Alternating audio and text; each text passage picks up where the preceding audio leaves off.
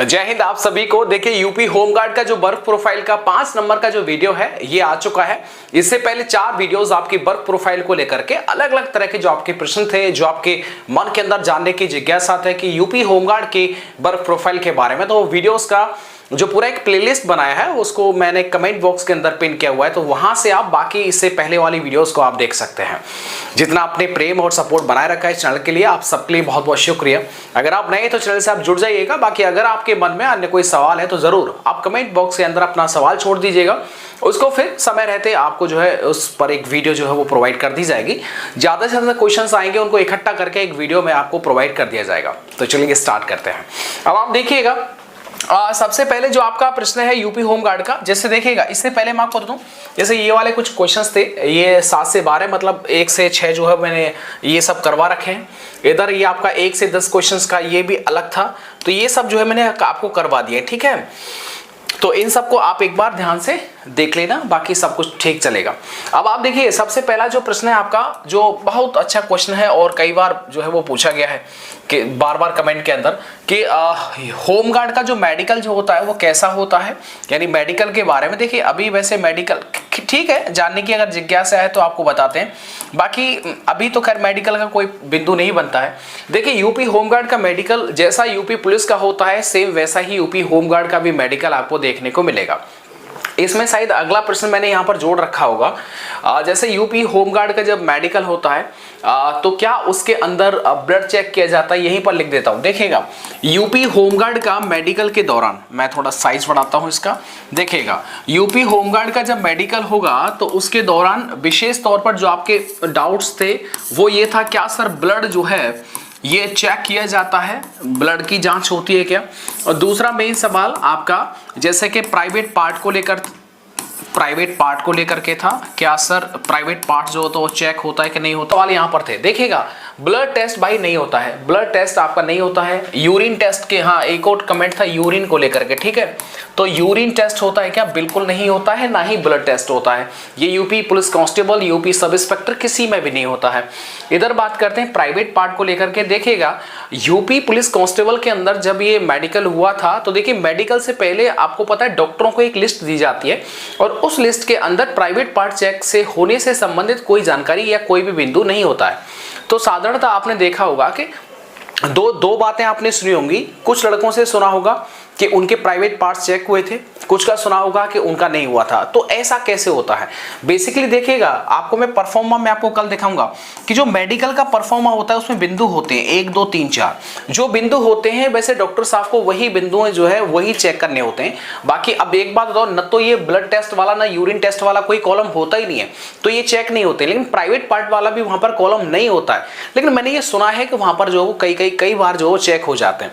तो ये 50-50 वाली जो है वो सिचुएशन बनी रहेगी आपके साथ में कि प्राइवेट पार्ट को लेकर के आपको जो चेक पाइल्स वगैरह ये सब चेक होंगे या फिर नहीं होंगे, ये 50 वाली कंडीशन है। ठीक है, क्लियर नहीं है, क्योंकि आप 2 बातें सुनी होंगी, दोनों में ही बात क्लियर है कि आपको 50% में देखने को मिला।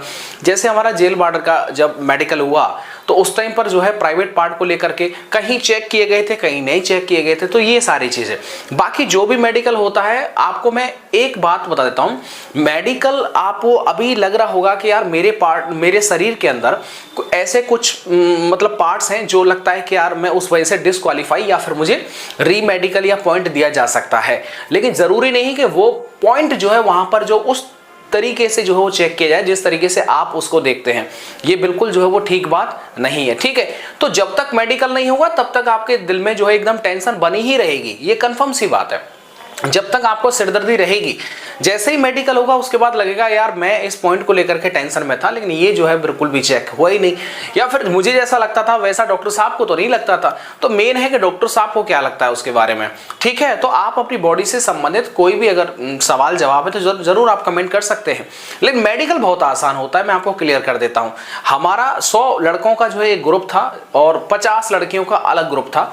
तो 100 लड़कों का ग्रुप यानी एक लड़के को मुश्किल से 3 से 4 मिनट का टाइम लगा होगा मेडिकल पूरी स्टेज को एकदम क्लियर करने में बस इतना ही समय लगता है, मुश्किल से 4 या 5 मिनट। अब आप देख सकते हैं कि कितनी तेज होता है, आओ जी और जाओ जी, क्या आओ जी बैठो और जाओ, बस ये सारी चीजें चलती हैं।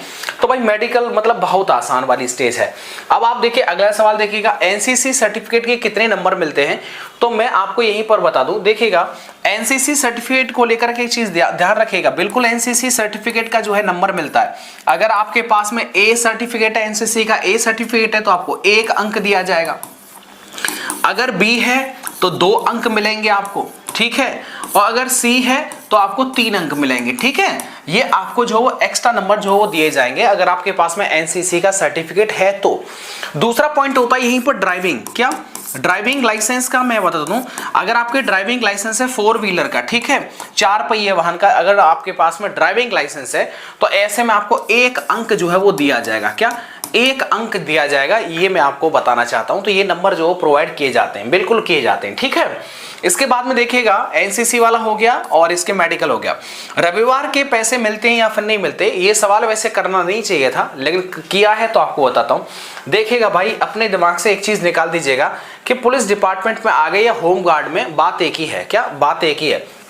यहां पर देखिए कोई भी दिन हो, चाहे संडे हो, ठीक है, संडे से सैटरडे कोई भी सा भी दिन हो, बिल्कुल मतलब समझिएगा 30 दिन का अगर महीना है तो इसमें अगर आप 30 दिन आए, ठीक है, चाहे इसमें संडे पड़े, चाहे कोई त्योहार पड़े, चाहे कुछ भी हो, ठीक है, आपका पैसा जो है नहीं कटेगा। जितना दिन का आपका प्रेजेंट होगा उतने दिन का आपको जो है वेतन दिया जाएगा। ऐसा नहीं कि आप संडे को ड्यूटी करके आए और उसका वेतन ही ना बने, ऐसा नहीं है, ठीक है। पुलिस हो होमगार्ड को इससे मतलब नहीं है, आप अगर ड्यूटी आए हैं, प्रेजेंट लगी है आपकी, तो पक्का आपका वेतन बनेगा, ठीक है। आगे देखिए गर्ल्स के लिए यूपी होमगार्ड में वर्दी कैसी मिलती है, देखिएगा। आपको लगता होगा इस तरह के सवाल कौन पूछता है, आप कमेंट बॉक्स चेक करना, मैं अपने मन से थोड़ी लिखूंगा इस तरह के सवाल। तो देखिएगा यूपी होमगार्ड, देखो होमगार्ड हो कांस्टेबल हो भैया, सीधी बात है कि एक तरह से आप देखेंगे तो जो वर्दी पुलिस वालों को मिलती है वही होमगार्ड को मिलती है, बस बैच और मोनोग्राम वही तो चेंज होता है, बाकी तो चेंज नहीं होता, यस ना।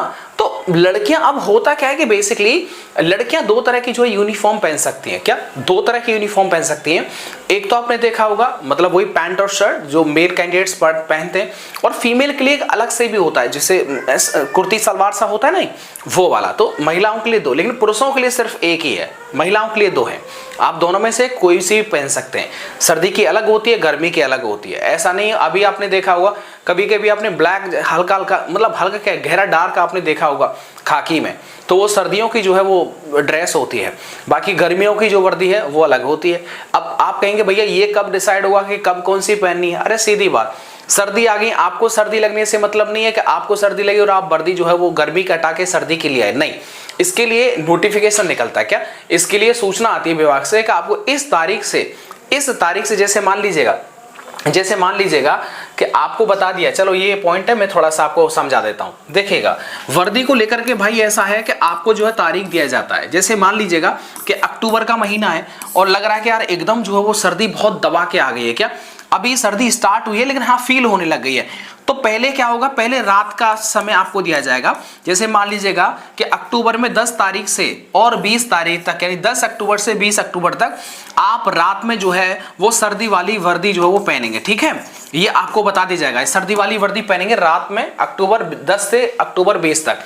इसके बाद बोला जाएगा कि 20 अक्टूबर के बाद में, क्या 20 अक्टूबर के बाद में डे हो चाहे नाइट हो, आप दिन हो चाहे रात हो, ठीक है, जब भी ड्यूटी करने आएंगे तो सर्दी वाली वर्दी में ही आएंगे, ठीक है। ऐसे ही गर्मी का होता है, लगता है कि भाई फरवरी में थोड़ी ठंड है तो मार्च में जो है एक जो है सूचना आ जाएगी और उसमें भी लिखा रहेगा, सूचना में भी लिखा रहेगा कि दिन के दौरान हल्की हल्की जो धूप सी हो जाती है, को भाई 10 मार्च से और 20 मार्च तक दिन के दौरान आप गर्मी की वर्दी जो है पहनेंगे, लेकिन रात में जो है वो गर्मी की वर्दी पहनेंगे, लेकिन रात में आप सर्दी की पहन सकते हैं क्योंकि रात में हल्की फुल्की ठंडी रहती है। इस तरीके से ये सूचना आती है, आप अपने हिसाब से नहीं पहन सकते। आपने देखा होगा कुछ जो फर्जी लोग होते हैं वो पकड़े जाते हैं, उनको लगता है कि वर्दी होती है, कभी भी कोई सी पहन लो, नहीं भाई ऐसी बात नहीं होती है, ठीक है। आपने देखा होगा कि जब भी वर्दी का चेंज करने का नोटिफिकेशन मतलब सूचना आता है तो ज्यादातर सभी का ही जो वर्दी चेंज हो जाता है, होता नहीं होता, एक साथ सबका हो जाता है, तो ये वाली बात है। आगे देखिएगा, क्या यूपी होमगार्ड वाले थाने में मुंशी का काम कर सकते हैं क्या, बड़ा प्यारा सवाल है। देखिए मुंशी का काम कर सकते हैं क्या, नहीं कर सकते जी। आप कहेंगे क्यों सर जी? अरे मुंशी का काम भैया बहुत ऑलरेडी स्टाफ इतना होता है कि वही बैठा हुआ है। यस ना, आपको वो क्यों ही मुंशी का काम देंगे जी? मुंशी का काम नहीं दिया जा सकता। यस, तो ऐसे में इस चीज को तो आप अलग करिएगा कि होमगार्ड को मुंशी का काम मिल सकता है या फिर नहीं, रीडर का काम मिल सकता है कि नहीं, नहीं मिल सकता। क्या नहीं मिल सकता? मुंशी का काम सिर्फ ड्यूटी लगाने से मतलब नहीं होता है, मुंशी की बहुत बड़ी प्रोफाइल होती है, वो मैं आप चाहें तो अलग से एक वीडियो उस पर बना दूंगा। ठीक है, कि मुंशी आखिर करता क्या है। लगता है कि वो थाने में बैठा हुआ है, लेकिन उसके काम बहुत ज्यादा होते हैं। यस, बहुत ज्यादा होते हैं, दिन के भी काम, रात में भी काम। अब होमगार्ड साहब आए 8 घंटे दिन में करके और चले गए, रात में 1 घंटे के बाद जरूरत पड़ेगा तो होमगार्ड जी तो भाई साहब अलविदा कर देंगे ना जी, भाई मेरे तो 8 घंटे पूरे, मैं जा रहा हूं। ये वाली तो नहीं, मुंशी काम नहीं मिल सकता। क्या डीबी के टाइम पर अपना डिस्ट्रिक्ट चेंज कर सकते हैं या नहीं? नहीं कर सकते भाई, क्यों ही करें, हो ही नहीं सकता। डीबी के टाइम पर डिस्ट्रिक्ट चेंज नहीं हो सकता। क्यों नहीं हो सकता? मान लीजिए जो आपका रिजल्ट निकला है वो तो एक ही डिस्ट्रिक्ट से निकला है ना, उसी डिस्ट्रिक्ट में जितनी वैकेंसी थी उन वैकेंसी पर आपने फाइट किया और उस जिले में जो है आपको उस वैकेंसी के आधार पर जो है नियुक्ति दी गई, तो आप कहेंगे दूसरे डिस्ट्रिक्ट में जाकर के मोर्चा संभाल लिया जाए। नहीं जी, ऐसा नहीं हो सकता। क्या ऐसा नहीं हो सकता? क्योंकि दूसरा डिस्ट्रिक्ट दूसरे डिस्ट्रिक्ट वालों के लिए ही वो डिस्ट्रिक्ट बना हुआ है, तो दूसरे डिस्ट्रिक्ट में आप डीवी का टाइम पर चेंज नहीं कर सकते। क्या होमगार्ड वाले बाइक पर पुलिस लिखवा सकते हैं क्या? ये बड़ा सवाल है भाई।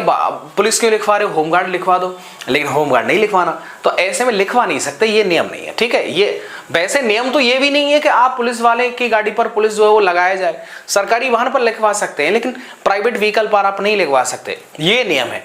लेकिन जो है वो चल रहा है किसी, भाई सीधी बात है, चेक करने वाले, पकड़ने वाले या फिर जो चलाने वाला है वो खुद पुलिस वाला है, तो क्या ही दिक्कत होगा। तो इसलिए बाकी नियम के हिसाब से जैसा मैंने देख सुना है, जानकारी की है, ये नियम नहीं है, लिखवा नहीं सकते। लेकिन क्योंकि प्राइवेट व्हीकल है, वो प्राइवेट व्हीकल पे जो उत्तर प्रदेश सरकार भी नहीं लिखवा सकते, लेकिन लिख रहा है। प्राइवेट गाड़ी के ऊपर आपको पता नीली बत्ती, जो अब तो अलग टाइप की बत्ती आ रही है, वो नहीं लगवा सकते, कुछ गाड़ियों पर आपने देखी होंगी।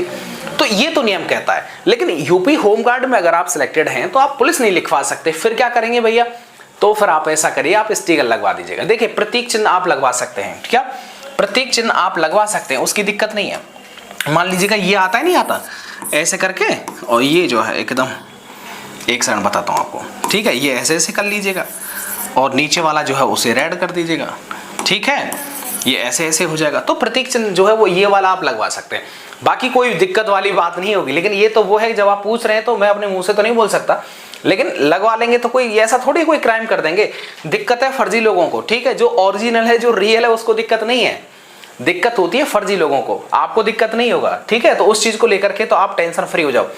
एक सवाल और था, हाँ मुझे याद आ गया, देखिएगा टोल टैक्स को लेकर के। क्या देखिएगा, टोल को लेकर के आप पूछ रहे थे कि भैया टोल टैक्स से क्या यूपी होमगार्ड को छूट मिलती है या फिर नहीं मिलती? ठीक है, इसको देना पड़ेगा कि नहीं देना पड़ेगा? देखो भाई, ऐसा है, टोल टैक्स को तो बात ऐसी है कि सरकारी गाड़ी अगर जा रही है तो उससे टोल टैक्स नहीं लिया जाएगा, लेकिन अगर सरकारी आदमी प्राइवेट गाड़ी में बैठा हुआ है तो कायदे में तो टोल जो बनता है, बिल्कुल वो ले सकते हैं। आप जबरदस्ती करो तो वो चलेगी नहीं। क्या चलेगी नहीं? आप कहेंगे कि मैं सरकारी काम से जा रहा हूं, आपने कहा, मान लीजिएगा कि आपने कहा आप है मेरठ में, ठीक है, और आपने कहा कि मुझे जाना है बिजनौर, ठीक है, रास्ते में बड़ा टोल। अब क्या कहेंगे आप? मैं तो सरकारी काम से जा रहा हूं, मेरठ से बिजनौर जा रहा हूं। वो कहेंगे अगर आप जा रहे हैं तो जाने का एक लेटर होता है जो थाने से या फिर एसपी कार्यालय से बनता है कि आप काम से जो है यहाँ से यहाँ के लिए जा रहे हैं। ठीक है, तो वो लेटर दिखाइएगा, परमिशन दिखाइएगा। अब वो सब जो परमिशन, ये बड़ा डिफिकल्ट होता नहीं होता ना। आप छुट्टी जा रहे हैं, क्या मेरठ से आपको जाना है छुट्टी आगरा मथुरा, आप छुट्टी जा रहे हैं तो आप कहेंगे साहब हम तो छुट्टी जा रहे हैं, तो छुट्टी जा रहे हैं और अपनी 4 व्हीलर गाड़ी से जा रहे हैं, तो बिल्कुल एक लेटर जारी किया गया होगा कि आपको जो है फ्री छोड़ दिया जाए, तब आपको छोड़ा जा सकता है। लेकिन इनकी जरूरत बेसिकली पड़ती नहीं है। क्या अगर आपने वर्दी पहन रखी है तो फिर आप टेंशन मुक्त रहिएगा। वर्दी देखो, इतना सम्मान तो है भाई, अरे नौकरी कर रहे हैं तो इतना सम्मान तो बना रखा है। यानी यूपी होमगार्ड हो या यूपी पुलिस हो, टोल वाले भी इतना मान सम्मान रखते हैं कि आपसे अगर आप वर्दी में नहीं है तो आप आइडेंटिटी कार्ड दिखाइएगा। फिर हर टोल पे आपको दिखाना पड़ेगा। सवाल जवाब अगर पूछेंगे, कभी कभी होता है कि नहीं आपको देना ही पड़ जाएगा। यस ना, आप यूपी के राजस्थान में गए और पता चला भरतपुर वाले ने कह दिया ना जी देना ही पड़ेगा, तो देना पड़ेगा। हम भी गुजरते हैं, देते, हम कभी भी चिकचिकबाज नहीं करते, हम जानते हैं। वो उनका नियम है, ठीक है। वो अगर अपने नियम पर आ गए तो हमको फिर देना ही पड़ेगा, और बेइज्जती कराने से क्या ही फायदा, तो ऐसे में दे दो। तो वो तो बात ये चीज है। अगर वर्दी पहन रखी गाड़ी आप चला रहे हैं तो आप निश्चिंत रहिएगा, कोई भी टोल वाला हो, अगर NHAI का है नेशनल, ठीक है, अगर जो है वो नेशनल हाईवे NH कोई भी हाईवे है तो बिल्कुल आप टेंशन फ्री रहेगा, वहां पर आपको दिक्कत नहीं आएगा। अगर लोकल में जा रहे हैं तो हो सकता है कि आपको वो चीज़ जो फेस करनी पड़ जाए अदर स्टेट के अंदर, लेकिन अपने स्टेट के अंदर दिक्कत नहीं आएगा। तो मैंने आपको बता दिया, होमगार्ड हो या पुलिस हो कोई दिक्कत नहीं है, आप टोल जो है वो नहीं देना होगा, ठीक है। वो मान जाएंगे, वो उनके विवेक के ऊपर है, विवेक ये कहता है कि वो मान जाते हैं। अब एक चीज़ समझिएगा, क्या एक चीज़ समझिएगा, हम रहे सहारनपुर, और सहारनपुर से अब हमको ससुराल जाना पड़ता है आगरा, क्या आगरा जाना पड़ता है छुट्टी वुट्टी, तो हम जाते हैं अपने 4 व्हीलर से। अब होता क्या है कि अगर आप देखेंगे ना, सहारनपुर से पहले आप मेरठ आइएगा, और मेरठ से फिर आप परी चौक आइएगा, परी चौक से फिर यमुना एक्सप्रेस वे पर चलिएगा फिर उसके बाद में आप आगरा आइए। इतना बड़ा डिस्टेंस हो गया, लगभग ये 380 किलोमीटर के आसपास हो जाता है। कितना? 380 किलोमीटर के आसपास हो जाता है। अगर आप जाएंगे और आएंगे तो आप ये मान लीजिएगा कि भाई कम से कम आपको 3000 रुपए ना आपका टोली टोल हो जाएगा। कितना? 3000 का टोली टोल हो जाएगा। तो ऐसे में आप वर्दी पहन के जाइएगा, कोई दिक्कत नहीं होगा। ये सारी चीजें चलेगा। मिलता हूं आपको नेक्स्ट वीडियो के साथ। वीडियो को देखने के लिए आप सबका बहुत बहुत शुक्रिया। तो यही फायदा है, क्या यही फायदा है कि भाई देखो, वर्दी में दिक्कत आपको नहीं फेस करनी होती है, ये है। और दूसरी बात देखो, एक और चीज होता है, अगर आप वर्दी में जा रहे हैं और चाहे बाइक पर हो या फिर आप 4 व्हीलर में हो, बाई चांस अगर कोई रोड एक्सीडेंट हादसा हो जाता है, तो अगर आप आम मान ली, भले ही आप जो है वो दरोगा जी हैं, भले ही आप कोई भी हैं, वर्दी नहीं पहन रखा, तो पब्लिक आपको उस टाइम के लिए तो भाई नहीं मानेगी, और वो आपको जो आपके साथ में दुर्व्यवहार कर सकती है, मारपिटाई कर सकती है। लेकिन अगर आपने वर्दी पहन रखा है, कोई भी अगर बाई चांस अगर कोई हादसा हो गया, तो वो सामने वाला भीड़ भी 10 बार सोचेगा, अरे दीवान जी आपने क्या कर दिया, आप क्यों नहीं देख रहे थे, मतलब कहेगा, लेकिन लिमिट और दायरे में कहेगा। यस ना, वो जानता है कि जो हो गया, मतलब फालतू के जो चमचे होते हैं वो नहीं बोलेंगे। तो उन्हें पता है कि अगर हमला किया गया तो बाबा की सरकार है, घर पर बुलडोजर चल जाएगा। तो इस चीज को देखते हुए आप देख सकते हैं कि मान सम्मान है, तो वर्दी जो है बहुत जरूरी है, इसको पहन के आप जाइए। Thank you.